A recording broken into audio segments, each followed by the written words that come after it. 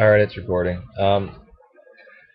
Why don't I just say Syriac and Antiochian to differentiate between the Oriental and the Eastern Orthodox in for the patriarchs of Syria, or patriarchs of Antioch, displaced in Damascus, because Antiochian is a new term.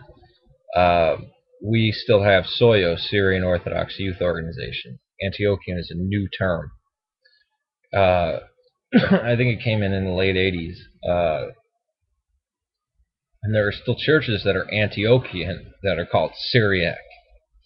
Um, they only did it to try to differentiate between the two. And even if you look at the names, Oriental Orthodox, Eastern Orthodox, Oriental means Eastern. it's ridiculous. I was talking to an Eastern Orthodox priest from Egypt, and I said, "What about the Copts?" And he says, "We are Coptic."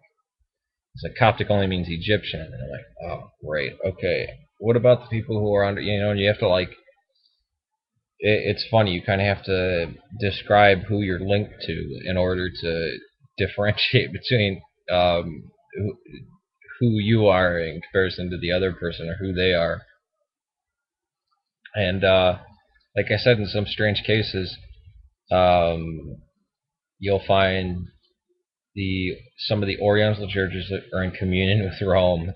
Some of the Oriental churches are in communion with the East. Some of the Eastern churches. Some of the Eastern churches are. It's just very strange. And then when the Assyrians come over here, there'll be Assyrians, basically the Nestorian church, and they will call themselves Greek Orthodox, and so will the Maronites, and they'll start going to um, Greek Orthodox churches or Eastern Orthodox churches, take communion and raise their kids in it. I know we have a few Indian or Desi families that are Eastern Orthodox. I know there's an Eastern Orthodox church, an ancient one in India, one of the St. Thomas churches or whatever. But I think some of the families were